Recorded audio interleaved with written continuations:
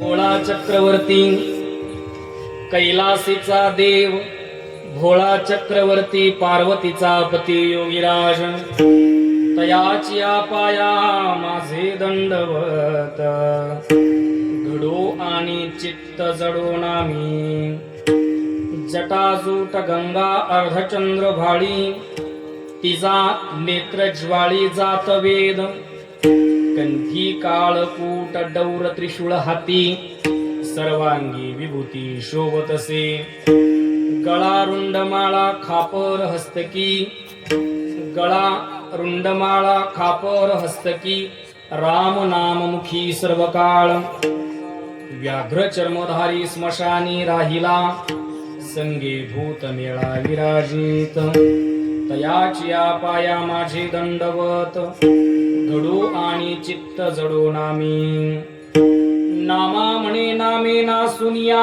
पाप, करी सुखरूप भक्ता लागी, तयाची पाया माझे दंडवत, घडो आणि चित्त जडो नामी, पांडुरंगा करू नमो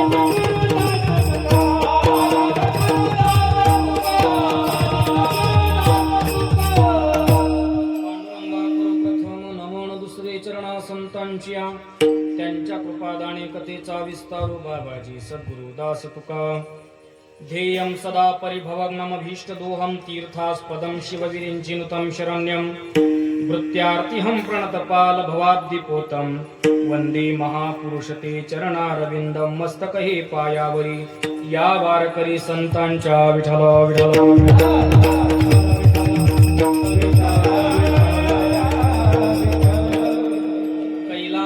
देव भोळा चक्रवर्ती, कैलासीचा देव भोळा चक्रवर्ती पार्वतीचा पती योगीराज, तयाची पाया माझे दंडवत, घडो आणि चित्त जडो नामी. भगवत चिंतन सेवेकरता निवडलेला अभंग वारकरी संप्रदायातील थोर संत भक्त शिरोमणी प्रेम भांडारी नामदेव महाराज यांचा 7 चरणाचा बहुतेकांच्या अल्प स्वल्प परिचयाचा अभंग असून, या अभंगातून श्री संत नामदेव महाराज भगवान शिवाच्या नाम रूप आणि स्वभावाचं वर्णन करतात.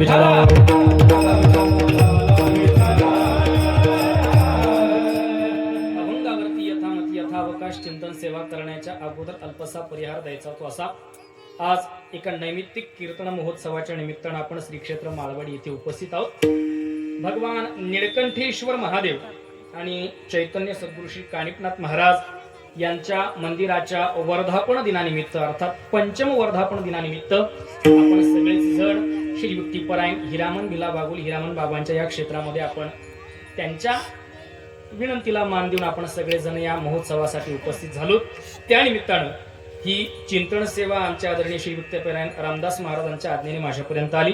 त्या निमित्तानं तुमच्या सगळ्या मायबापांच्या दर्शनाचा योग आहे. सेवेच्या दृष्टिकोनातून फार बडी बडी मंडळी या ठिकाणी उपस्थित आहेत, ज्यांच्या मुखातून आपण हरिपाठ श्रवण केला, चाल श्रवण केली. श्री युक्तिपरायण मित्रवर्य किरण महाराज असतील, मित्रवर्य श्री युक्तिपरायण मृदंगाला साथ करतायत हरिभक्तिपरायण विजय महाराज असतील, श्री युक्तिपरायण भगवान महाराज या ठिकाणी उपस्थित आहेत, श्री युक्तिपरायण विश्वनाथ महाराज या ठिकाणी उपस्थित आहेत, आणि श्री युक्तिपरायण मामा श्री भावसा महाराज या ठिकाणी उपस्थित आहेत. नाव शेवटी घेतलं, आता काय गरज राहिली नाही आपल्याला.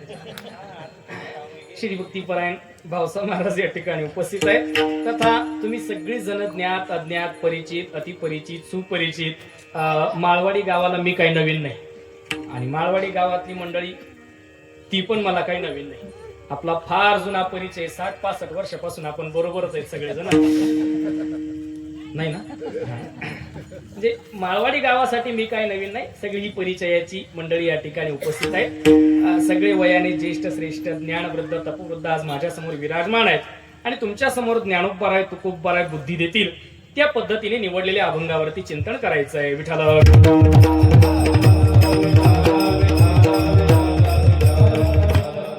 अभंग नामदेव महाराजांचा आहे. भगवान शिवाच्या नाम रूप स्वभावाचं वर्णन करणार आहे. आज भगवान निळकंठेश्वर महादेवांचा आणि चैतन्य सद्गुरुशी कानिपनाथ महाराजांच्या मंदिराचा वर्धापन दिवस आहे. दिवसभर शंका मनामध्ये होती, अभंग कोणता घ्यावा. आता कानिपनाथ महाराजांच्या संबंधाने संत वाङ्मयात बरंच शोधून पाहिलं, पण त्यांचा उल्लेख येईल असा अभंग काही सापडला नाही. अर्थात संत वाङ्मयामध्ये त्यांच्या उल्लेखाचा अभंग नाही असं नाही, मी कमी पडलो. कारण संत वाङ्मयामध्ये नाही असं काही नाही, सगळं आहे, पण अभंग नाही असं नाही, मी कमी पडलो. मग काय करावं, पर्याय काय करायचा. आणि मग थोडीशी पत्रिका परत उघडून पाहिली. पत्रिकेमध्ये होतं निळकंठेश्वर महादेव मंदिराचा वर्धापन दिवस. म्हटलं जाऊ द्या, काहीतरी एक धागादोरा सापडला आणि मग त्या धागादोरा धरून काहीतरी भगवान शिवाचंच वर्णन करावं आणि नाथांचंच वर्णन करायचंय ना. मग सगळ्या नाथांचं वर्णन करण्यापेक्षा आदिनाथाचं करावं. विठ्ठल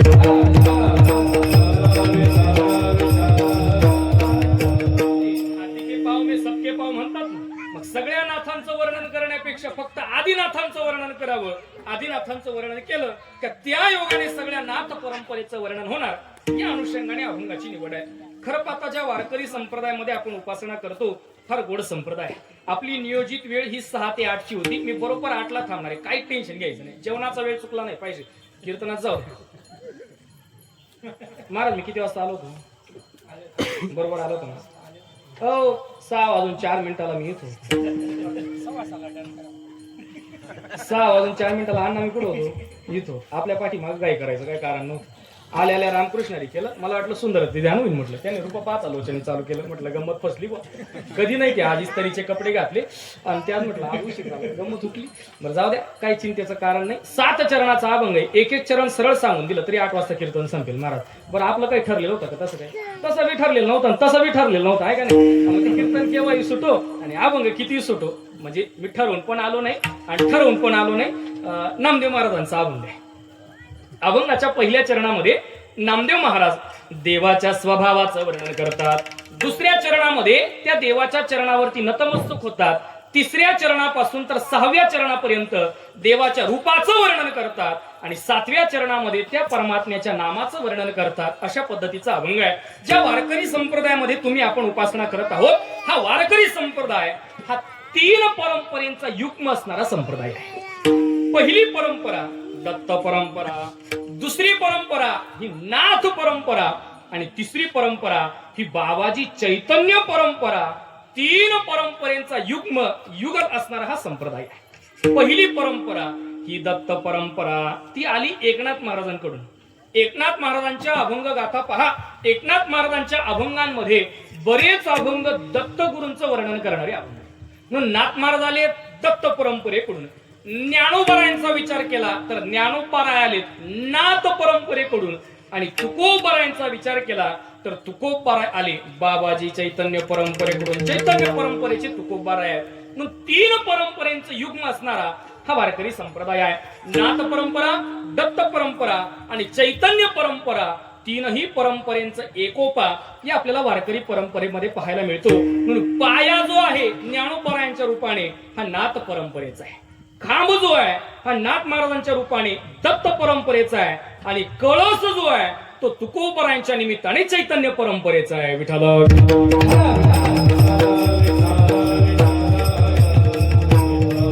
3 परंपरेचा युग्म असणारा हा संप्रदाय. या संप्रदायाची विचारधारा जर आम्ही विचारात घ्यायला गेलो तर या संप्रदायाचं उपास्य दैवत बाबा पांडुरंग परमात्मा आहे. या संप्रदायाची उपासना पद्धती जर पाहिली तर हा संप्रदाय उपासना पद्धतीमध्ये अनन्यतेला फार महत्व देतो. नवे नवे संत वाङ्मयाची भाषा आहे. आम्ही एकमेव फक्त पांडुरंगाची उपासना करू. एक धरीला चित्ते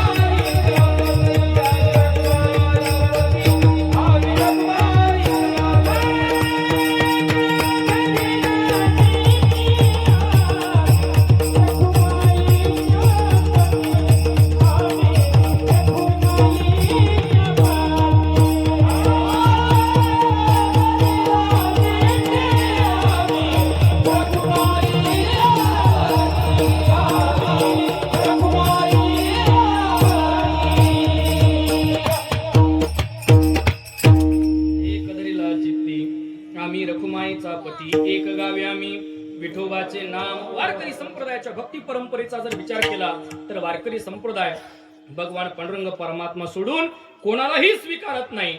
बाबा पांडुरंग परमात्मा शिवाय जर कोणालाही हा संप्रदाय स्वीकारत नाही तर याच संप्रदायाचे पाईक असणारे नामदेव महाराज भगवान शिवाचं वर्णन करतातच कसं. विठ्ठल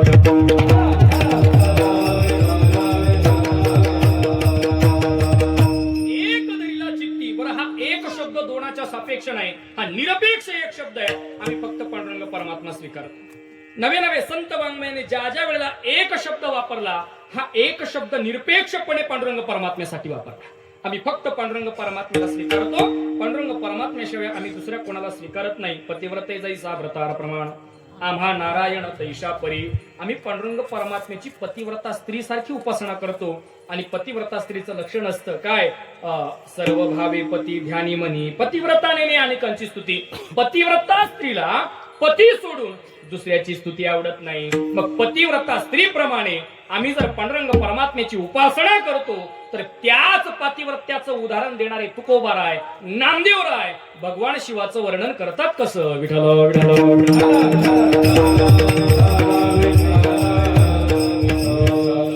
एकनिष्ठता कुठेतरी महाराज बंगली जाते. जर आम्ही एकनिष्ठतेच्या गप्पा करत असू, एक धरीला चित्ती बोलत असू तर भगवान शिवाचं वर्णन का नामदेव महाराज करतायत याच्यापेक्षा पराकोटीचा पूर्व पक्ष सांगायचा झाला तर ज्ञानोबरायादी चारही भावंडांना तीर्थयात्रेला जाण्याची इच्छा झाली. मी पूर्व पक्ष करतोय बरं. तीर्थयात्रेला जाण्याची इच्छा झाली आणि तीर्थयात्रेला जायची इच्छा झाल्यानंतर नामदेव महाराज ज्ञानोबराय विचार करतायत की तीर्थयात्रा करायची पण कोणा येड्या गबाळ्याच्या संगतीत करण्यापेक्षा साधूच्या संगतीत करायची. आणि तीर्थयात्रा कायम साधूच्या संगतीत करायची. तीर्थयात्रा कायम साधूच्या संगतीत करायची. जर साधूच्या संगतीत दिंडी तीर्थयात्रा केली नाही तर मग एक तर दिंडी पुढे राहते, एक तर हा पुढे राहतो. लक्षात येतं तुमच्या. हा, एक तर दिंडी पुढे राहते, एक तर हा पुढे राहतो. पण साधूच्या संगतीत जर तीर्थयात्रा केली तर दिवसभर भजन घडतं. दिवसभर भजन करतो. दिवसभर भजन करायचं असेल आणि तीर्थक्षेत्र चांगले करायचे असतील तर कायम वारकऱ्याबरोबर संतांबरोबर तीर्थयात्रा करावी. ज्ञानोबराय म्हणायला लागले संतांबरोबर तीर्थयात्रा केली पाहिजे. पंढरपूर क्षेत्रामध्ये ज्ञानोबराय आले, पांडुरंग परमात्म्याचं दर्शन घेतलं आणि पांडुरंग परमात्म्याला सांगायला लागले देवा तीर्थयात्रा करण्याची इच्छा आहे, भारतातले सगळे तीर्थक्षेत्र करायचे.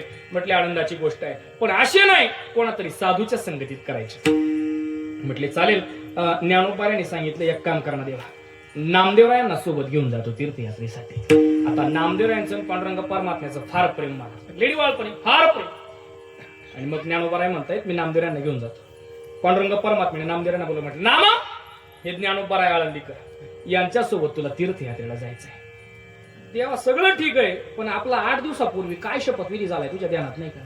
म्हणजे काय झालंय म्हणजे ये बघ देवा 8 दिवसापूर्वी आपलं बोलणं झालं होतं. काय बोलणं झालं होतं देवा मी तुला सोडून कुठे जाणार नाही आणि तू पण मला सोडून कुठे जायचं नाही. हे लढीवाळपणाचं नामदेवरायांचं आणि पांडुरंग परमात्म्याचं बोलणं नामदेवरायांनी आठवण करून दिली. देवा तू पण बोलला होता का नामदेवा मी तुला सोडून कुठं जाणार नाही. आणि नामदेवराय म्हणतायत मी पण तुला वचन दिलं होतं मीही तुला सोडून कुठे जाणार नाही. आणि आज तू स्वतः सांगतोय तीर्थयात्रेला ज्ञानोबरायांबरोबर जा, हे जमणार नाही. पांडुरंग परमात्म्याने नामदेवरायांना वेदांत सांगण्याचा प्रयत्न केला. म्हटले नामदेवा काळजी करू नका, जिथं जाल तिथं मीच आहे, जिथं जाल तिथं मीच आहे. पण ही वृत्ती होत नव्हती कारण गुरु केलेला नव्हता. जोपर्यंत आपण गुरु करत नाही अनुग्रह घेत नाही तोपर्यंत फक्त देवात देव दिसतो आणि एकदा गुरु केला की जगात देव दिसतो. गुरु करत नाही तोपर्यंत देवाच्या मूर्तीत देव दिसतो पण गुरु केला की जगात देव दिसायला लागतो. नामदेवराय म्हणतायत मी तुला सोडून जाणार नाही, मला तुझं दर्शन झालं पाहिजे. पांडुरंग परमात्मा म्हणतायत असं करू नको नामदेवा, अरे ज्ञानोबरायांचा अधिकार फार मोठा आहे. ज्ञानोबरायांबरोबर तुला तीर्थयात्रेची संधी प्राप्त होते, जा तू तीर्थयात्रेला. आणि मग पांडुरंग परमात्मा सांगतायत ऐक ना नामा तुला जर माझी आठवण यायला लागली तू जिथं माझी आठवण काढशील तिथं मी तुझ्या समोर उपस्थित राहील. आता तर जाशील म्हटले हो जा, पण ऐक ना नामा जिथं जिथं दर्शनाला जातील तिथं सगळी माझीच रूप आहेत. पण नामदेवराय म्हणतायत नाही नाही देवा. नामदेवरायांनी शपथच घेतली काय ऐक देवा ज्या देवाचे कमरेवरती हात नसतील त्या देवाचं मी तोंडही पाहणार नाही. कटेवरी कर नाही ज्या देवाचे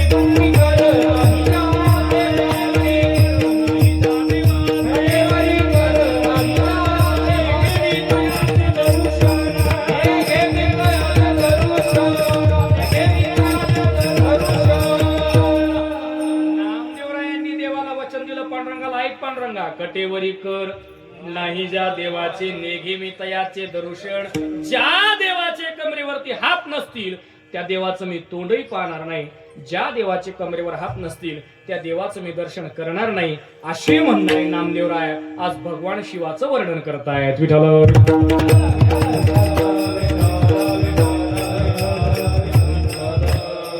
हा झाला पूर्व पक्ष.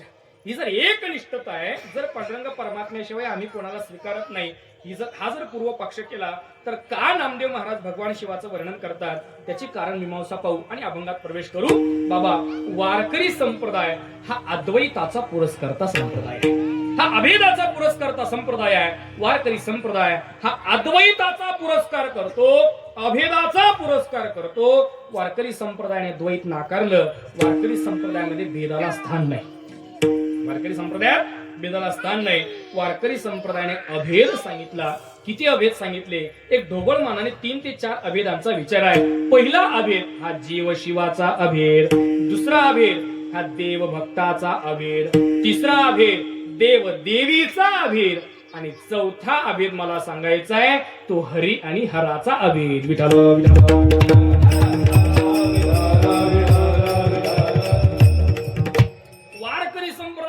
पुरस्कार करतो, अद्वैताचा पुरस्कार करतो. पण एक सामान्य शंका आहे, जाणकार मंडळी बसली म्हणून सांगतो बरं. जर वारकरी संप्रदाय हा अभेदाचा पुरस्कार आहे, अद्वैताचा पुरस्कार आहे, पण बाबा अद्वैतामध्ये भक्ती घडणं शक्यच नाही. का शक्य नाही? भक्तीचा व्यवहार घडण्यासाठी भक्त आणि भगवंत द्वैत पाहिजे. व्यवहार घडण्यासाठी द्वैत असावं लागतं. वारकरी संप्रदाय जर अद्वैती आहे तर अद्वैती वारकरी संप्रदायामध्ये भक्तीचा व्यवहार घडेल कसा? आता ऐका, वारकरी संप्रदाय हा अद्वैतीच आहे, पण वारकरी संप्रदायाने भक्ती करण्यासाठी स्वीकारलेलं द्वैत हे वास्तव द्वैत नाही, हे कल्पित द्वैत आहे. मी भक्त तू देव ऐसे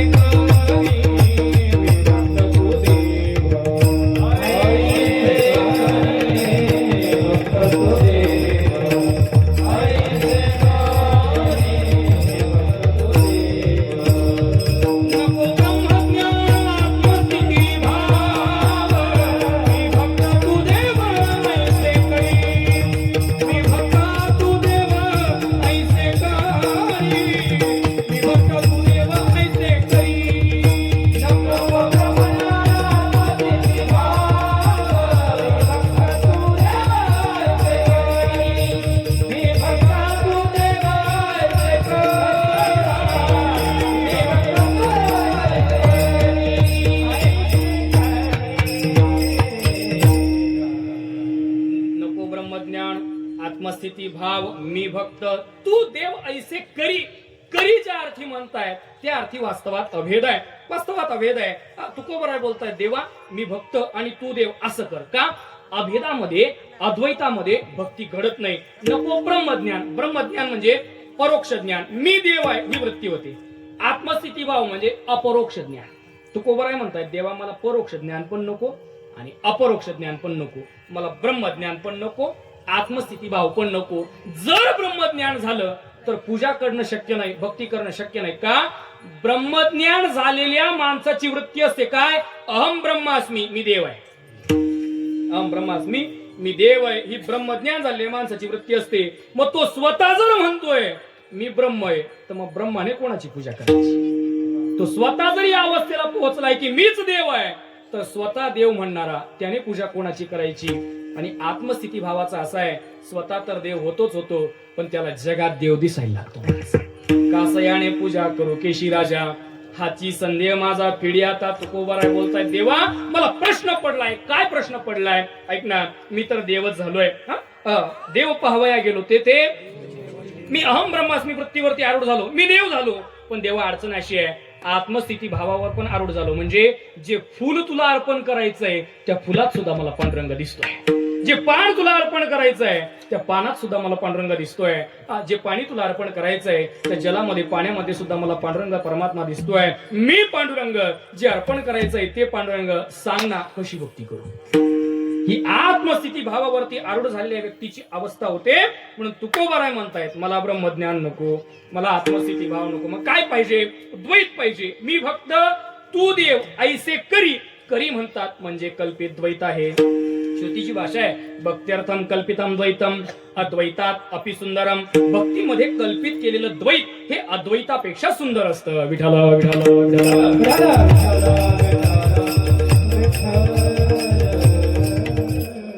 कळत नसलं तरी ऐकत राहा म्हणजे बंगार ऐकू वाटणार नाही आणि झोपा लागायचा टाइम पण नाही. पोटात पडलं का मग झोप लागते. पण थोडासा वेदांत आहे त्याचे संस्कार आपल्यावरती व्हावे आणि माझा अभ्यास व्हावा याच उद्देशाने आहे. अद्वैताचा पुरस्कार संप्रदाय आहे. पहिलं अद्वैत पहिला अभेद सांगितला हा जीव शिवाचा भेद. जीव आणि तो देव वेगळा नाही. ममैवांशो जीव लोके जीव भूत सनातन.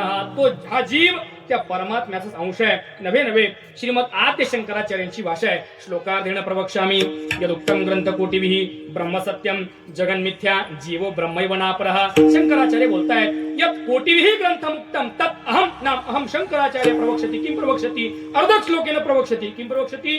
ब्रह्म सत्यम अस्ति जगत् मिथ्या अस्ति जीवः ब्रह्म एव अस्ति परः नास्ति. तुका म्हणे कैची कीव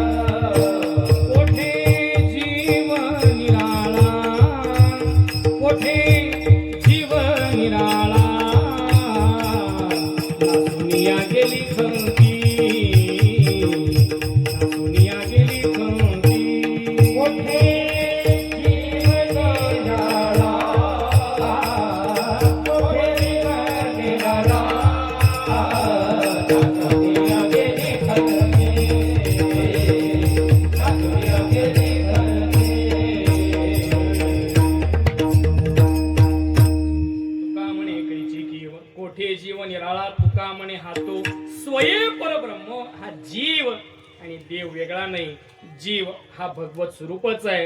हा ब्रह्म स्वरूपच आहे. फक्त त्याची त्याला जाण नाही. का नाही काबर नाही याचा विचार आपल्याला आता करायचा नाही.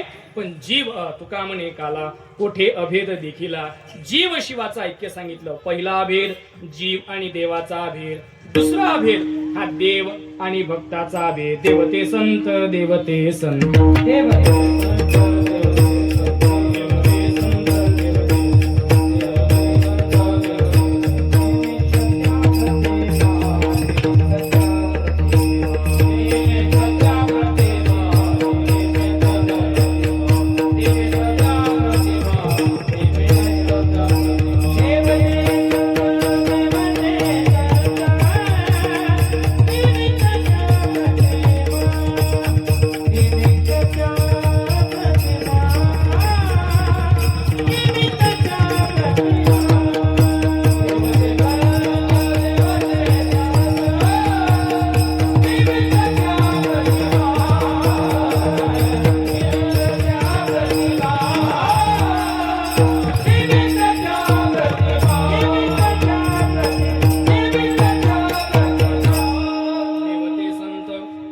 संत निमित्त त्या प्रतिमा तुका म्हणे येते कैसा भिन्न भाव.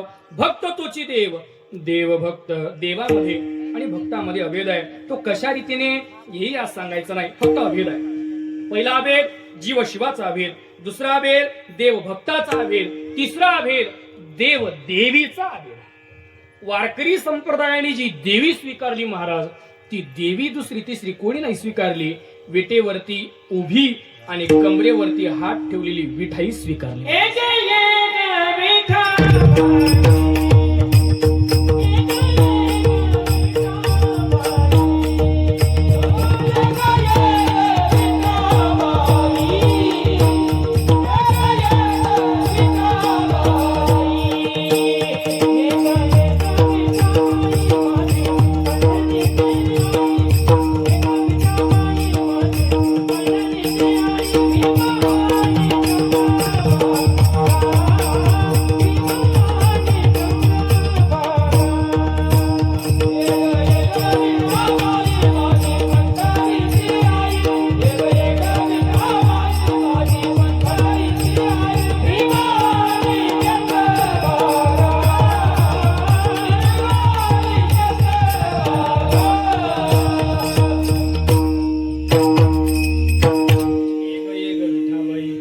माझे पंढरीचे आई कनवाळू कृपाळू भक्ता लागी मोही गजेंद्राचा धावा तुवा केला विठाई आषाढी कार्तिकी तुझ्या गोंधळाची दाटी हो कुंडलिक दिवटा शोभे वाळवंटी हो एका जनार्दनी अंबा उभी कर ठेवून कटी हो धाव घाली आई आता पाहते सकाळी अनेक प्रमाण देता येतील म्हणून वारकरी संप्रदायाने देव पण पांडुरंगच मानला आणि देवी पण पांडुरंगच मानला. तिसरा अभेद हा देव देवीचा अभेद आहे आणि चौथा अभेद हा हरी आणि हरा मधला अभेद आहे. हरिहरा भेद नाही करू नका वाद.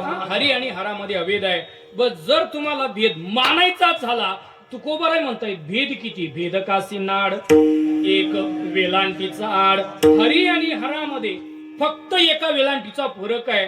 तुकोबाराय ज्या अर्थी एका वेलांटीचा फरक सांगतायत त्या अर्थी तुकोबारायांचं व्याकरण तयार असलं पाहिजे महाराज. ज्या अर्थी तुकोबाराय व्याकरण सांगतात त्या अर्थी तुकोबारायांचं व्याकरण तयार असलं पाहिजे. म्हणजे कीर्तन करण्यासाठी व्याकरण पण तयार असावं लागतं. हा सामान्य नियम आहे महाराज. तुकोबाराय म्हणतायत एका वेलांटीचा फरक आहे फक्त. किती? एका वेलांटीचा फरक आहे. काय फरक आहे? हर शब्दाला वेलांटी नाही आणि हरी शब्दाला वेलांटी. आता ऐका हरी शब्दाला वेलांटी कोणती असावी हे पण शास्त्र आहे. हरी शब्दाला जर पहिली वेलांटी दिली तर त्याचा अर्थ देव असा होतो आणि हरी शब्दाला जर दुसरी वेलांटी दिली तर त्याचा अर्थ माकड असा होतो. आपल्या आपल्या सप्त्याच्या पत्रिका तपासून घ्या. हरी शब्दाला पहिली विलांटी दिली तर अर्थ होतो देव आणि हरी शब्दाला दुसरी विलांटी दिली अर्थ होतो माकड.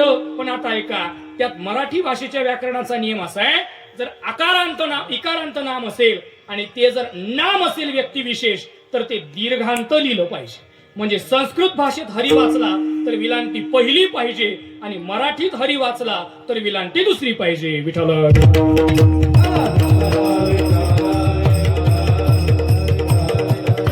संप्रदायाने हरी आणि हरामध्ये अभेद सांगितला का? दोघं एकमेकांच्या हृदयात आहे. गोडी साखरेच्या ठाई साखर आणि साखरेची मधुरता जशी वेगळी करता येत नाही तसा हर परमात्मा आणि हरी परमात्मा वेगळा करता येत नाही. त्यांच्यात अभेद आहे. किती अभेद आहे असं म्हणतात. या भगवान शिवाचे आपल्यावरती फार उपकार आहे. का उपकार आहे?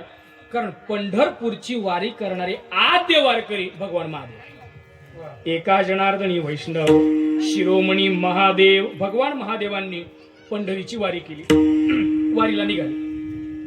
वारीला निघाल्यानंतर पंढरपूर क्षेत्रामध्ये पोहोचले. थोडस शॉर्टकट सांगू, बांध काढायला काही जमणार नाही. 7 चरण सांगायचे आपल्याला. पंढरपूर क्षेत्रामध्ये प्राप्त झाले.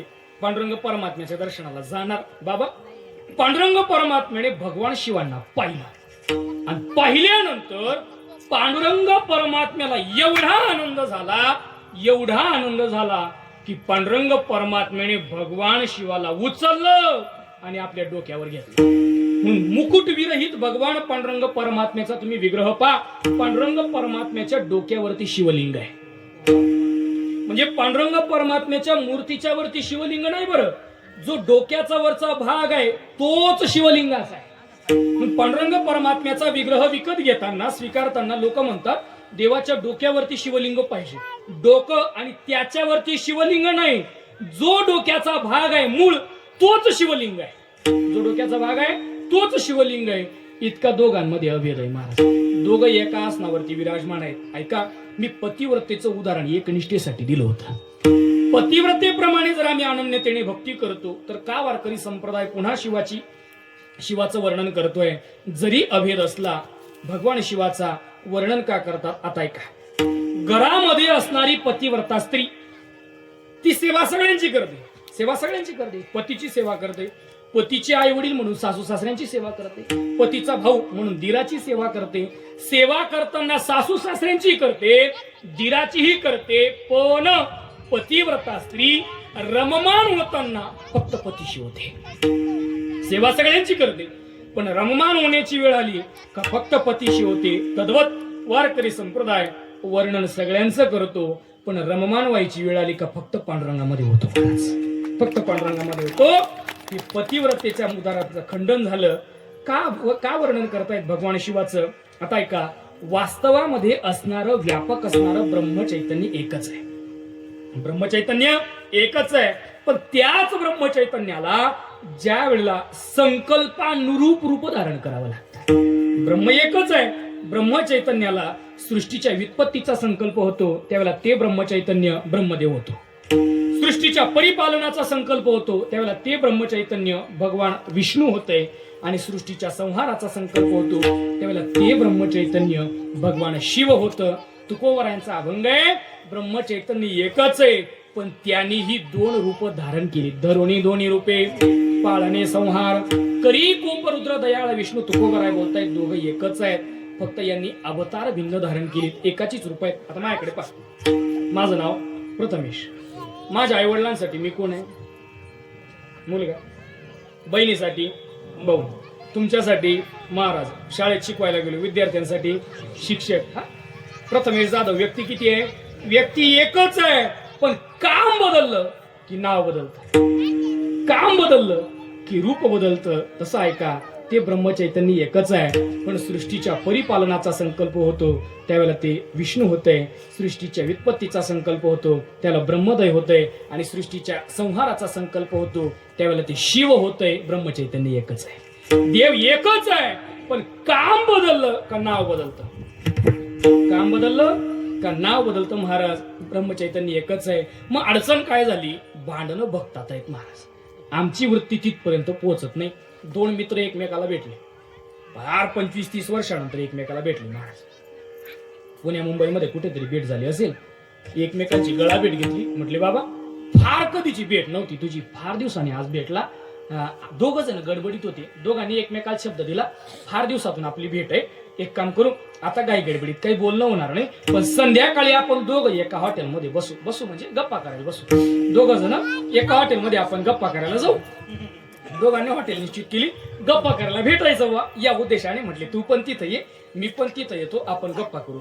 25-30 वर्षानंतर एकदम जिगरी यार, एकदम घनिष्ठ मैत्री असणारे दोघं मित्र संध्याकाळी हॉटेलला एकमेकाला भेटायला आले.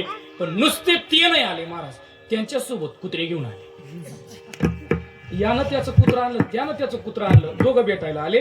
हॉटेलमध्ये निवांत टेबलवरती बसले, म्हणजे खुर्चीवर बसले, टेबल समोर होता. गप्पा करायला लागले आणि गप्पा करता करता दोघं शांततेत गप्पा करत होते महाराज. पण अडचण अशी होती ते कुत्री एकमेकावर भुंकत होते.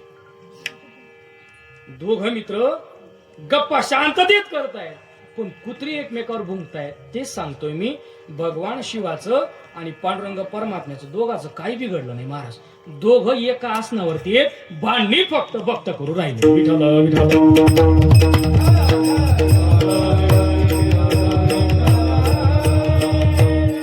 दोघांमध्ये अभेदच आहे. दोघांमध्ये उजवे वाम भाग. तुका म्हणे एकच अंग, एकच अंग. दोघांमध्ये अभेद आहे. किती अभेद आहे सांगतो ऐका. पण अभेद सिद्ध झाल्यानंतर नामदेव महाराज त्या भगवान शिवाचं वर्णन करतात. आता वर्णन करत असताना 3 पद्धतीने केलं जातं. पहिलं वर्णन रूपाचं वर्णन, दुसरं वर्णन हे वाणीचं वर्णन आणि तिसरं वर्णन हे स्वभावाचं वर्णन. रूपाचं वर्णन, वाणीचं वर्णन, स्वभावाचं वर्णन. आता रूपाचं वर्णन 3ऱ्या चरणापासून 6व्या चरणापर्यंत रूपाचंच वर्णन आहे. दुसरं वर्णन हे भगवान शिवाच्या वाणीचं वर्णन. भगवान शिवाच्या वाणीचं वर्णन म्हणजे जे काही तत्वज्ञान आपल्याला आता प्राप्त झालंय ते सगळं भगवान शिवांपासून आहे. आदिनाथ उमा बीज प्रगटले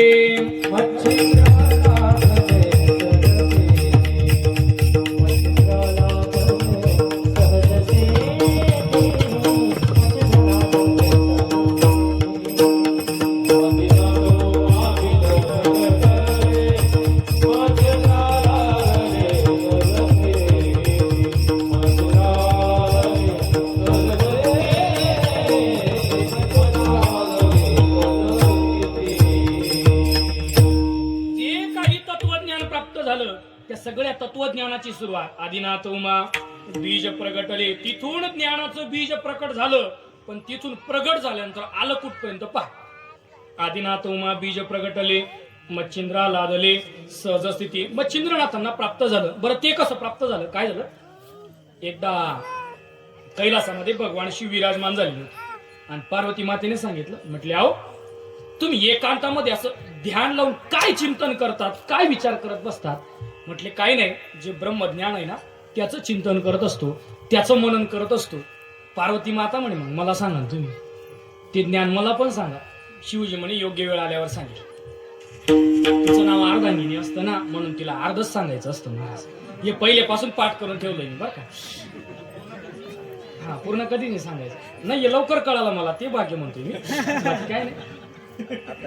आता कामात नाही. भगवान शिवजी म्हटले सांगतो वेळ आल्यावरती.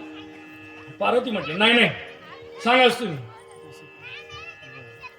शंकरजी म्हटले सांगतो नंतर, एकांतात सांगतो. नाही नाही, आताच सांग. शेवटी हाताला सामोरं जावं लागलं. देवाला चुकला नाही हो. पार्वती मातेला घेतलं. क्षीरसिंधूच्या परिसरी शक्तीच्या कर्णकोहरी ज्ञानोपराय 18व्या अध्यायामध्ये बोलतात. अशा एकांताच्या जागी पार्वती मातेला घेऊन घेतली आणि पार्वती मातेला सांगितलं एकाग्र चित्ताने बैस, तुला ते ब्रह्मज्ञान सांगतो, ते ऐक आता. गूढ तत्वज्ञान आहे ते सांगायला सुरुवात करतो. पार्वती माता विराजमान झाले, भगवान शिव आसनस्थ झाले आणि भगवान शिवाने तत्वज्ञान सांगायला सुरुवात केली. 18च्या 18 पुराण पहा, सगळे पुराण पहा, आपलं सगळं धर्मशास्त्र पहा. या धर्मशास्त्राची सुरुवातच इतकी गोड आहे ना, बायको प्रश्न विचारते, नवरा उत्तर देतो महाराज. म्हणजे पार्वती मातेने प्रश्न विचारायचे आणि भगवान शिवाने उत्तर द्यायचे, असे पुराण तयार झालेत महाराज आपले. पार्वती मातेच्या सांगण्यास्तव भगवान शिवाने तत्वज्ञान सांगायला सुरुवात केली. पण तत्वज्ञान जरासं जड होतं. तत्वज्ञान जड होतं. पार्वती माता विचार करायला लागली, आपला बाबा अभंग सोडून काहीच सांगणार आहे. आपला बाबा पवाडा बी म्हणत नाही, आपला बाबा आई माझी बी म्हणत नाही, आपला बाबा बाप माझा बी म्हणत नाही, आपला बाबा काही विनोद पण सांगत नाही. पार्वती मातेला झोप येईल नाही. पार्वती माता विचार करते, आपला बाबा अभंग सोडून सांगत नाही. पार्वती मातेला झोप यायला लागली. पार्वती मातेला झोप लागली महाराज. शिवजींचं सांगणं सुरू आहे डोळे बंद करून, पण पार्वती मातेला झोप लागली. पण आता ऐका, कोणाचा तरी होकारा मात्र येत होता. कोणाचा तरी होकारा येत होता. आता मी तुमच्या समोर किती पण सांगितलं, तुम्हाला नसल जरी कळत तरी तुमचं काम काय आहे? असे का? हा, बरोबर आहे, क्या बात आहे, असं म्हणणं तुमचं. नसल कळत रिप्लाय दिला पाहिजे का? त्या बाबतीत खरा करंटा महाराज 40 गाव डोळ्यामध्ये कीर्तन करून पहा बरं तुम्ही. हसून पहा, हसत नाही. रडून पहा, रडत नाही. ती एकदा 9 वाजता असे बसले, 11 पर्यंत हालत नाही महाराज. तुम्ही त्यांना विनोद सांगून पहा, हसत नाही. रडून पहा, तसा प्रयत्न झाला नाही, परवडत नाही, रडतही नाही. त्यांना तत्वज्ञान सांगा, 1 नाही 2 नाही, एकदम सोपा करून अभंग सांगितला तरी काही चेहऱ्यावर परिणाम नाही. आणि कीर्तन संपल्यावर नारळ देताना बाद धर्माला म्हणतोय, आज तुमच्याकडून चिंतनाची अपेक्षा होती म्हणे, ती पूर्ण झाली नाही. शाबास. त्या मानाने आपला भाग फार चांगला आहे की निदान तुम्हाला कळत नसलं तरी तुम्ही असे तरी करता, म्हणजे समोरच्याला बोलावं वाटतंय काहीतरी. शिवजी सांगणं सुरू करतायत, रिप्लाय तर कुठून तरी येतोय. शिवजींनी अचानक डोळे उघडले. म्हटले पार्वती तू झोपली, पण ऐकतं कोण आहे? शिवजींनी पाहिलं की एका माशाच्या मुखातून होकारा येतोय महाराज. मासा होकारा देतोय. पण शिवजी म्हटले हे तत्वज्ञान दुसरीकडे कुठं जायला नको. शिवजींना राग आला, त्रिशूळ काढला आणि शिवजींनी माशाला मारून फेकला. जसा त्रिशूळ मारून फेकला तसा माशाच्या कान फाडून त्रिशूळ बाहेर गेला. त्या दिवसापासून नाथ परंपरेमध्ये कान फाडण्याची पद्धती सुरू झाली. त्या दिवसापासून नाथ परंपरेमध्ये कान फाडण्याची परंपरा सुरू झाली. ते झाले मत्स्येंद्रनाथ. आदिनाथ गुरु सकळ सिद्धांचा मच्छिंद्र तयाचा मुख्य शिष्य. आता हे मच्छिंद्रनाथ कोण आहे? मत्स्येंद्रनाथ हे भगवान विष्णू आहे. आदिनाथ भगवान शिवानी तत्वज्ञान सांगितलं कोणाला? मच्छिंद्रनाथांना. मच्छिंद्राने बोध गोरक्षासी केला. आता मच्छिंद्रनाथांनी गोरक्षनाथांना तत्वज्ञान सांगितलं. म्हणजे गोरक्ष ज्ञान कोण? गोरक्षनाथ कोण? गोरक्षनाथ हे प्रत्यक्ष शिवच आहेत. पुन्हा गोरक्ष वळला गहिनी प्रती. गहिनीनाथांना तत्वज्ञान सांगितलं. पण गहिनीनाथ कोण आहेत महाराज? गहिनीनाथ पुन्हा भगवान विष्णूच आहेत. आता ऐका, गहिनी प्रसादे निवृत्तीदाता. पण ते कुठे झालं महाराज? गहिनीनाथांनी 2 अवतार घेतले. एक ब्रह्मगिरीच्या गुफेमध्ये थांबले आणि त्याच गहिनीनाथानं वाघाचं रूप धारण केलं महाराज. आणि मग ज्ञानोबा आदी 4 भावंड आई वडिलांसमवेत ज्या वेळेला ब्रह्मगिरीची परिक्रमा करायला आले त्यावेळेला गहिनीनाथांनी वाघाचं रूप धारण केलं. डरकाळी फोडली. निवृत्तीनाथांचा पाठलाग केला आणि निवृत्तीनाथांना गुफेमध्ये घेऊन गेले. आणि मग गहिनी प्रसादे निवृत्तीनाथांपर्यंत ते तत्वज्ञान आलं. मग निवृत्तीनाथांनी काय केलं? ज्ञानदेवासार चोजविले. निवृत्तीनाथांनी ज्ञानोबरायांना ते तत्वज्ञान दिलं. पण दिलं कसं? ज्ञानोबरायांनी शब्द फार गोड वापरला, चोजविले. चोजवणे या शब्दाचा अर्थ काय होतो? चोजवणे शब्दाचा अर्थ होतो पक्षी. पक्षी आपल्या पिलाला दाना भरवताना चोचीत दाना घेतो आणि त्याच्या चोचीत दाना भरवतो, याला म्हणतात चोजवणे. या चोचीने त्या चोचीत दाना भरवणं याला म्हणतात चोजविणे. ते ज्ञानोबरायांपर्यंत निवृत्तीनाथांनी ज्ञान दिलं. ज्ञाननाथांना ते पुढे झाले ज्ञानेश्वर, पण सुरुवातीला ते ज्ञाननाथच आहेत. ज्ञाननाथांपर्यंत ते तत्वज्ञान प्राप्त झालं. पण ज्ञानोबराय म्हणतायत ही एक गुरु एक शिष्य परंपरा अशी चालत राहिली तर समाजाचा उद्धार होणार नाही. म्हणून ज्ञानोबरायांनी एक गुरु एक शिष्य परंपरेला फाटा दिला. प्रगट गुह्य बोले विश्व ब्रह्मची केले. ते सगळं गुह्य तत्वज्ञान प्रगट केलं आणि जनतेला समर्पित केलं. जनता ब्रह्मरूप केली. हे झालं भगवान शिवाच्या वाणीचं वर्णन. म्हणजे वारकरी संप्रदायाला प्राप्त झालेलं सगळं तत्वज्ञान हे कुठून आलं? भगवान शिवांपासून आलं. आता पुढचा ऐका. वारकरी संप्रदायाचा महामंत्र रामकृष्णरी हा जो प्राप्त झाला हा पण भगवान शिवांनीच दिला महाराज. वारकरी संप्रदायाचा महामंत्र रामकृष्णरी हा भगवान शिवांनीच दिला. पहा, हरिपाठातलेच दोघं प्रमाण सांगणार मी. हरिपाठामध्ये हा जो आपण कोणाला भेटल्यावर काय म्हणतो? जय हरी जय हरी. हा जो हरी मंत्र आहे हा हरे हरे हरे मंत्र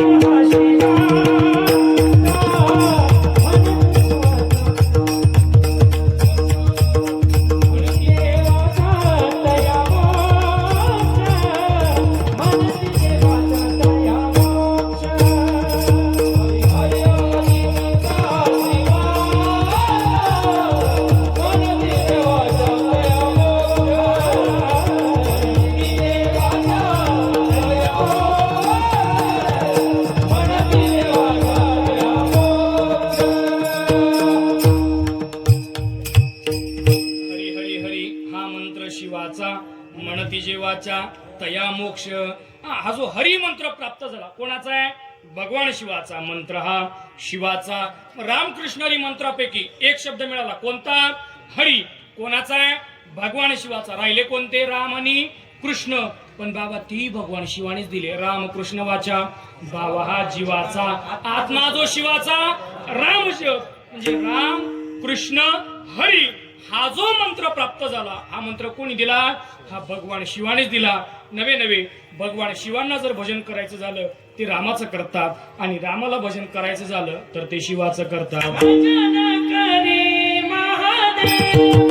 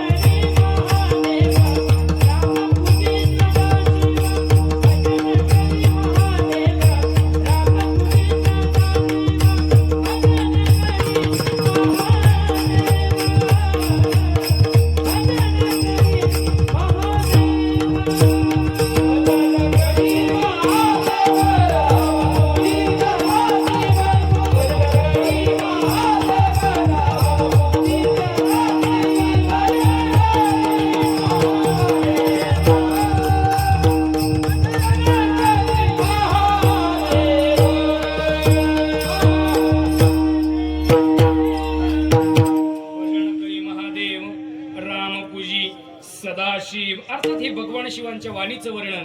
संप्रदायाला प्राप्त झालेलं तत्वज्ञान हे भगवान शिवांपासून आलं. संप्रदायाचा रामकृष्णरी महामंत्र हा भगवान शिवांपासून आला. हे झालं वाणीचं वर्णन. आणि तिसरं वर्णन स्वभावाचं वर्णन. त्या भगवान शिवाचा नक्की स्वभाव कसा? अभंगाचं पहिलं चरण. कैलासीचा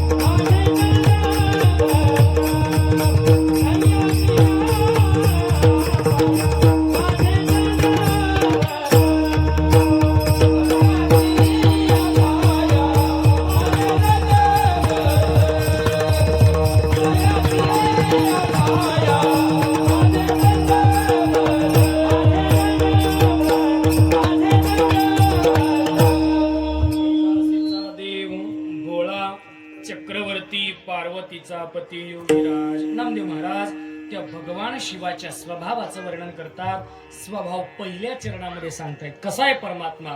कैलासीचा देव भोळा भोळा. आता सुंदर ते ध्यान जसा अभंग आहे महाराज, पूर्ण अभंगामध्ये भगवान पांडुरंग परमात्म्याचं नाव नाही, तसा हा पूर्ण अभंग यात भगवान शिवाचं नाव नाही, फक्त वर्णन आहे महाराज. नामदेव महाराज सांगतायत तो देव कसा आहे? तो भोळा आहे. नुसता भोळा नाही, तो चक्रवर्ती आहे. पण परिचय काय दिला? कैलासीचा देव. तो कैलासातला देव आहे. याच्यावरून आपण समजून जायचं कैलासातला देव आहे म्हणजे भगवान शिवाचं वर्णन आहे. आता ऐका काकड्यातल्या अभंग पहा. काकड्यातल्या अभंगामध्ये बऱ्याच अभंगामध्ये संत वाङ्मयाने देवाचा पत्ता सांगितला. जंबुया द्वीपा माझी एक पंढरपूर गाव किंवा पंढरपूर पाटणी गाव महाराज सार्वभौम. जसा देवाचा पत्ता सांगितला तसा हा देवाचा पत्ता आहे. कैलासीचा देव तो कैलासातला आहे. कोण? भगवान शिवजी. आता शिव या शब्दाच्या संबंधाने जर विचार करायला गेलं तर शिव या शब्दाचे अनेक अर्थ होतात. सामान्यत्वाने शिव शब्दाचा पहिला अर्थ होतो ब्रह्मचैतन्य. एक हरी आत्मा जीव शिव समा. इथं शिव शब्दाचा अर्थ घ्यायचा ब्रह्म. शिव शब्दाचा दुसरा अर्थ होतो मर्यादा. माळवाडीची शिव कुठपर्यंत आहे? म्हणजे शिव म्हणजे काय झाला? मर्यादा. शिव शब्दाचा तिसरा अर्थ होतो जोडणे. गोधडी फाटली, गोधडी शिव. शिव म्हणजे जोडणे. आणि शिव या शब्दाचा अर्थ प्रत्यक्ष परमात्मा. अशी शिव शब्दाचे आणि शिव शब्दाचा अर्थ होतो स्पर्श करणे. त्याला शिव नको, तो आता बाहेरून आलाय. शिवने शिव म्हणजे स्पर्श करणे. शिव ब्रह्मचैतन्य, शिव मर्यादा आणि शिव म्हणजे परमात्मा, शिव म्हणजे जोडणे. असे अनेक अर्थ करता येतात. पण यातही रस्व दीर्घाचा भेद आहे. पण नामदेवरायास परिचय देत आहे तो जो परमात्मा आहे तो कसा आहे? भोळा. भोळा आहे. आता भोळा म्हणजे सामान्यपणे आपल्याला काय वाटतं? जो वेडसर आहे, ज्याचा व्यवहार नीट नाही, तो भोळा आहे असं नाही. भोळा शब्दाचा अर्थ आपण जेवढा भोळेपणाने करतो तेवढा तो भोळा नाही. एखाद्या नवीन गावात जाऊ आपण आणि त्या गावात असा एखादा मनुष्य सापडतो आपल्याला, पुढं पुढं करतो, पटकन पाणी आणणार, पटकन चहा आणणार, चटया टाकणार, चटया उचलणार. मग आपण शेवटी जाता जाता काय म्हणतो? तुमच्या गावातला तो माणूस ना फारच भोळा आहे. मग माणसं काय म्हणतात? महाराज तुम्ही आज आलेला आहात, तो फक्त दिसतो भोळा पण भोळा नाही. मग भोळा शब्दाचा अर्थ आपण काय केला? ज्याला व्यवहार कळत नाही त्याला आपण भोळा म्हणतो. पण असा अर्थ आहे का? मग भगवान महादेवाला व्यवहार कळत नाही. भोळा शब्दाचा नक्की अर्थ काय हे टॉप सिक्रेट शेवटी सांगणार आहे. पण भोळा आहे. किती भोळा आहे? काय झालं? इतका भोळा आहे महाराज या परमात्म्याला भान राहत नाही. कोणाला वर द्यावं, काय वर द्यावा, इतका परमात्मा भोळा आहे. आपण परंपरेने ऐकत आलो भस्मासूर नावाच्या भक्ताला या देवाने वर देऊन टाकला. काय? ज्याच्या डोक्यावर हात ठेवशील तो भस्म होईल. इतका हा परमात्मा भोळा आहे. किती भोळा आहे? एकदा लक्ष्मी मातेने पार्वती मातेला हळदी कुंकवाला बोलवलं. लक्ष्मी मातेने वैकुंठात, तुमचं काही काम नाही, पार्वती मातेला हळदी कुंकवाला बोलवलं. गेल्या मानस पार्वती माता हळदी कुंकवाला. पण वैकुंठातलं वैभव बाबा, वैकुंठातलं वैभव आणि वैकुंठातलं वैभव सगळं पार्वती मातेने पाहिलं. ते वैकुंठातलं वैभव, सगळे दास दासी नवरत्न सगळं असं एकदम झगामगा सगळीकडे दिसायला लागलं. पार्वती माता गेली, हळदी कुंकवाचा कार्यक्रम झाला आणि हळदी कुंकवाचा कार्यक्रम करत असताना विष्णू परमात्म्याचं दर्शन केलं आणि विष्णू परमात्म्याकडे पाहून पार्वती माता म्हणते, काय लक्ष्मीचा पती राहतो वा टाकाटाक आणि आपलं येड काय करत आहे? काय टाकाटाक पती राहतो. हळदी कुंकवाचा कार्यक्रम झाला, आता पडजीच फेडायची, पडजी फेडायची. मग हळदी कुंकवाचा कार्यक्रम झाल्यानंतर घरी निघाले पार्वती माता आणि येताना निमंत्रण देऊन आल्या. म्हणजे एक काम करा, पुढच्या रविवारी आमच्याकडे या. कशाला? हळदी कुंकवाला. पण एकट्या नका येऊ. मग तुमच्या यांना पण हे कळतं का तुम्हाला? हा, तुमचे हे म्हणजे विष्णू परमात्म्याला पण घेऊन या, जोडीनं या हळदी कुंकवाला. चालेल म्हटले. पुढच्या रविवारी पार्वती मातेने घरी सांगितली, बा मी वैकुंठात जाऊन आली. तिचा नवरा एकदम टाकाटाक होता. तुम्ही माझी इज्जत घालायचं नाही, आपली इमेज नाही गेली पाहिजे, स्टेटस डाऊन नाही झाला पाहिजे, प्रेस्टिज कमी नाही झाली पाहिजे, इन शॉर्ट चव नाही गेली पाहिजे. शुद्ध मराठी हे पटकन करता येईल. चव नाही गेली पाहिजे. इमेज स्टेटस कोणाला कळता येतं? चव नाही गेली पाहिजे. तुम्ही नीट राहा बरं. नीट राहा म्हणजे कपडे बिपडे नीट घाला असं नीट राहा. तुम्ही नीट राहा. माझी मैत्रीण येणार आहे, नुसती मैत्रीण नाही तिचा नवरा पण येणार आहे, तुम्ही नीट राहायचं. म्हणजे चालेल. चांगले कपडे घालायचे. म्हणजे हो चालेल. आता भगवान शिवाने सकाळी स्नान केलं, चांगले कपडे घालायचे. काय चांगले कपडे घालायचे? तर चांगले कपडे म्हणून त्या दिवशी भगवान शिवानं नवा लोंगोट वापरला. नवा लोंगोट. बरं गाई गडबड झाली, सकाळी उशिरा उठली असती, गाई झाली. पार्वती माता सांगली, हो आवरा लवकर, माझी मैत्रीण येणार आहे. बरं आता गाई गडबडी, ते लंगोट बांधायला काहीच सापडलं ना महाराज. मग सापाचं पिलू पडलेलं होतं, की उचललं गुंडाळलं कमरेला आणि बांधला लंगोट. बाहेर स्वागतासाठी गेटवर उभी राहिली पार्वती माता आणि भगवान शिव. आणि समोरून आले लक्ष्मी माता आणि भगवान विष्णू. बरं विष्णू परमात्मा नुसता आला नाही ना, गाडी येऊन आला. म्हणजे गरुडाला गरुडावरती बसून आले. कोण? विष्णू परमात्मा. गरुडावर बसून माझा कैवाऱ्याला गरुडावर बसून विष्णू परमात्मा आले. प्रकार असा घडला, हे स्वागतासाठी दोघं तयार आहेत. कोण? शिवजी आणि पार्वती. ते पण दोघं स्वागत स्वीकारायला तयार आहेत. कोण? विष्णू परमात्मा आणि लक्ष्मी. पण प्रकार असा घडला भाऊ, त्या भगवान विष्णूच्या गरुडाची आणि त्या कमरेच्या सापाची नजरानजर झाली. आता मन मोकळे झाले तुम्ही नाही का? आतापर्यंत सुतक पडलं होतं तुम्हाला. ब्रह्मन अपरोक्षण अपरोक्षण परोक्षण अद्वैतन ते कशी बसली होती पाहिले का? भगवान शिवाच्या गरुडाची आणि भगवान विष्णूच्या गरुडाची आणि शिवजीच्या कमरेच्या सापाची नजरानजर झाली. जशी नजरानजर झाली, पाहता काय सापानं राजीनामा दिला. इतके भगवान शिव भोळे, इतके भोळे. मग भोळा शब्दाचा अर्थ काय? ज्याला व्यवहार नाही कळत नाही तो भोळा अजिबात नाही. भगवान शिव भोळे. किती भोळे? फार भोळे. भक्तांना सहज वरदान देऊन टाकतात. सहज प्रसन्न होणारं दैवत आहे महाराज. सहज प्रसन्न होणारं दैवत आहे. किती सहज प्रसन्न होतं. एक लोटा जल ठेवायची आपली. तुकोबारांचं प्रमाण सांगतो महाराज. मोकळं बोलतो, थोडासा लहान तोंडी मोठा घास होईल. उपवास पारणे अक्षरांची आटी आणि सत्कर्मा शेवटी असे फळ. एक 4 चरणाचा अभंग सुद्धा पटकन पाठ होत नाही. तो पाठ कधी होतो? तो अभंग आपल्याकडून अगोदर सेवा करून घेतो, मग अभंग मुखात बसतो महाराज. ज्ञानोबाराय तुकोबाराय यांनी आयुष्य वेचलं. योगी यांच्या ध्यानी ध्याता योग्यांच्या सुद्धा जो ध्यानात येत नाही तो तांब्यावर पाण्याने ध्यानात येईल. सरळ गणित आहे ना. काय तर म्हटले? भगवान शिवाच्या मंदिरात चालली सकाळच्या पारी, लोटावरच भगवान शिवाला पाणी वाढलं. घरी आली, सासून सांगितलं, हे सुंदर चहा करा. गबा साव, तुमचं रोज उठून तेच आहे, थांबा जरा. अशी जर वर्तणूक असेल तर मग भगवान शिवाला तांब्यावर नाही हांडावर मी पाणी भगवान शिवाच्या बोकांडी ओतलं. शिवाला गम असता. संप्रदायाने भक्ती पद्धती फार सोपी सांगितली मला. स्वामिकाज, गुरुभक्ती, पितृवचन, सेवापती हेची विष्णूची महापूजा.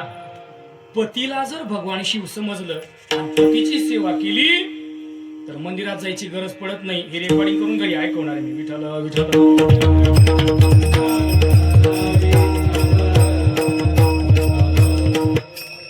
तुमचं म्हणणं काय? मी बसावं 3 रोज अंड्यावर पाय माझ्या डोक्यावर वाटावं जमलं का? सांगतो एवढं सगळं. योग्यांना सुद्धा सहज प्राप्त झाला नाही. योग्यांच्या स्वप्नात नाही. सांगू बाबा, आयुष्य गेलं आळंदी क्षेत्रामध्ये पाहावे महात्मे असे आम्ही डोळ्याने पाहिले. ज्ञानोबरायांच्या मंदिरात येतात, ढसा ढसा रडतात. आयुष्याचा शेवटचा क्षण येतो. का पांडुरंग परमात्मा दिसत नाही? आमचे चंदिले नाना रोज विष्णू सहस्रनामाचे 3 वेळा पाठ करतात. ते म्हटले आम्ही विचारलं, नाना एवढं विष्णू सहस्रनामाचे पाठ का बरं करतात? नानांनी सांगितलं, म्हटले ऐक ना, नतुसिंग बाबा सांगायचे म्हणतात. काय सांगायचे? ज्याने विष्णू सहस्रनामाचे 5000 पाठ केले त्याला विष्णू परमात्मा स्वप्नात दर्शन देतात. मग नानांसमोर गेलो आम्ही. नाना म्हटलं झाले का पाठ? नाना रडायला लागले. नाना म्हटले, प्रथमेश नाही झाले रे अजून, पण अजून स्वप्नात सुद्धा येत नाही रे. आयुष्य टेकलं महाराज संप्रदायाची सेवा करता करता. ज्यांच्या स्वप्नात आला नाही तो लोटाभर जलने प्राप्त होतो. सो येडे होऊ नका, गाथा ज्ञानेश्वरी वाचा. विठ्ठल विठ्ठल.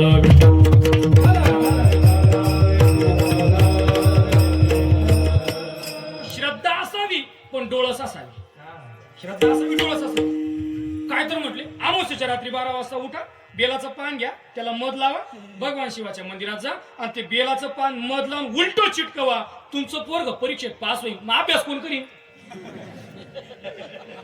बेलाच्या पानाला मध लावून जर पोरग परीक्षेत पास व्हायला लागलं, अभ्यास कोणी करायचा? श्रद्धा असावी, डोळस असावी. आणि सांगू, गाथा ज्ञानेश्वरी सोडून दुसरीकडे जाऊ नका महाराज. सगळ्या प्रश्नांची उत्तर गाथा आणि ज्ञानेश्वरीमध्ये. महाराष्ट्रात जन्माला आलो, गाथा ज्ञानेश्वरी पाहिली पाहिजे. भगवान शिव भोळे, किती भोळे, फार भोळेत महाराज.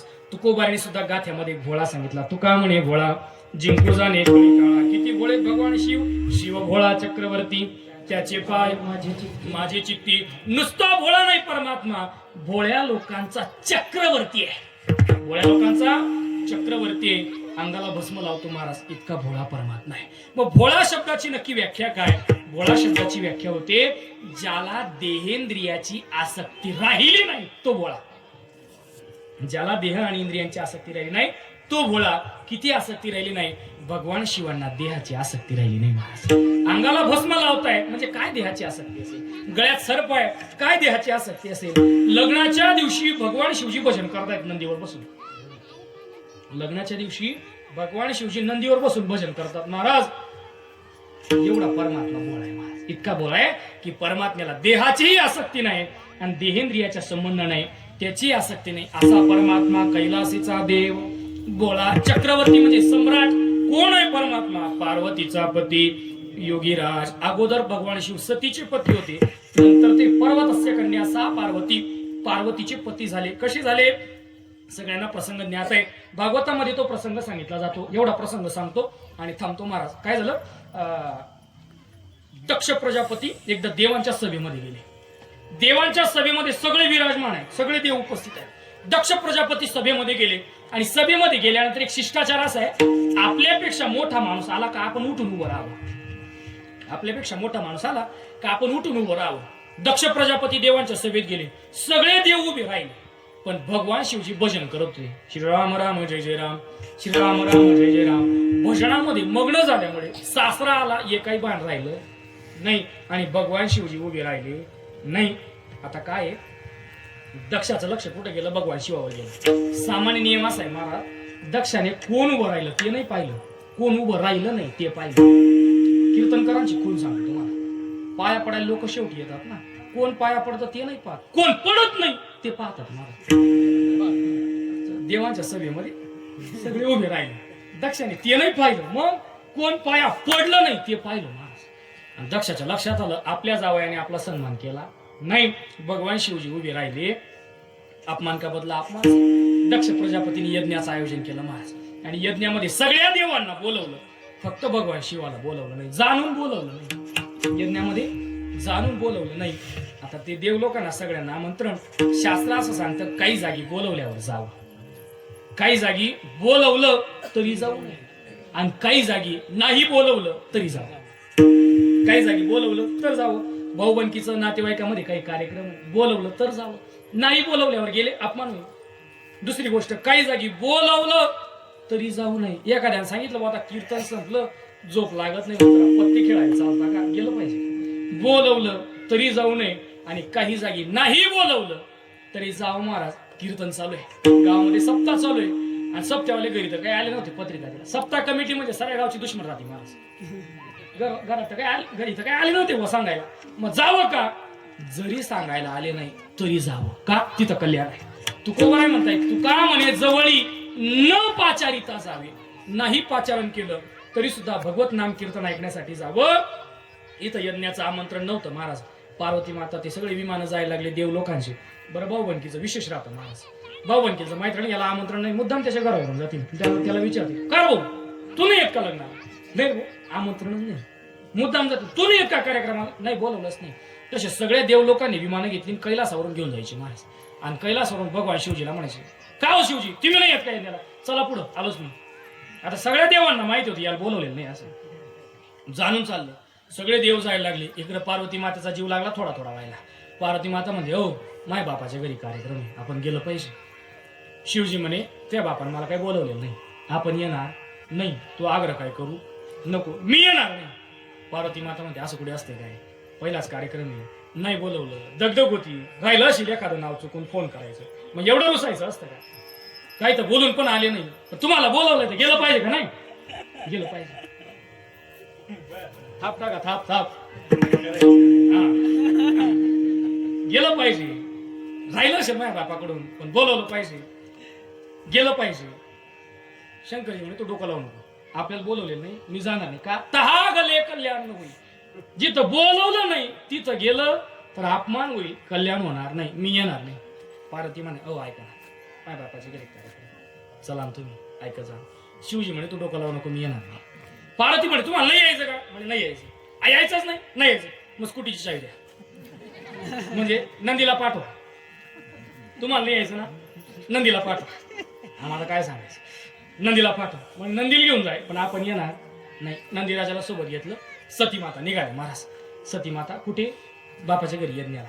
आणि यज्ञाला गेल्यानंतर बोलवलं नव्हतं. तिथं गेली, आई पण बोलली नाही, बहिणी पण बोलल्या नाही, बाप पण बोलला नाही. सती माता म्हणे आपली ये सांगत होती तेच बरोबर होतं, आपण यायला नको होतं. आपण आलो, आपल्याशी कोणीच बोललं नाही, अपमान झाला. इतका अपमान झाला की तो अपमान सती मातेला सहन झाला नाही. परिणामतः पुढे यज्ञ कुंडामध्ये यज्ञ चालू होता महाराज. सती मातेने एक नाही दोन नाही आरा पाहिला तर मारली उडी यज्ञ कुंडामध्ये. स्वतःच्या देहाचं दहन करून घेण्यासाठी सती मातेने यज्ञ कुंडात उडी मारली. नंदीनं पाहिलं बुवा, नंदी राजा म्हणजे गोंधळ झाला. नंदी राजा धावला, कैलासात गेले. कैलासात जाऊन सांगितलं महादेव गोंधळ झाला, गोंधळ. काय गोंधळ झाला? म्हटले सती मातेने यज्ञ कुंडात उडी मारली. महादेव म्हणे आई बी सांगायला ऐकत नाही. यज्ञ कुंडात उडी मारली. कोण म्हटलं? कळई म्हणून. बोलाव का नाही? मागून म्हणताय कळई कळई दम काढ म्हणते.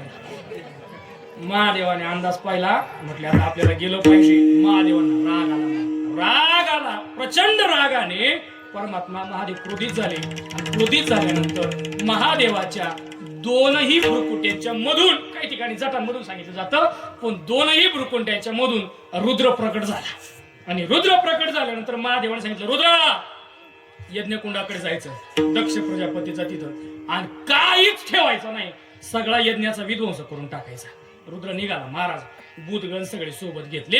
उलट्या पायाचे असे एकदम चित्रविचित्र दिसणारे भूत घेतले. रुद्र निघाला आणि यज्ञ चालू होता महाराज. ब्राह्मण आवत देवत ते स्वाहा स्वाहा. याने दारला उचलला, ब्राह्मण आपडला महाराज. ती सामुग्री कुठं फेकायची?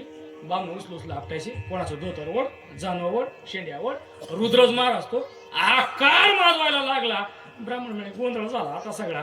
आणि एक दुसरं ओ जोशी बुवा दक्षिणा, अरे दक्षिणा सोड. तो आपटू राहिला, उचल पटकन आपटायला लागला महाराज. रुद्राने सगळा विध्वंस केला.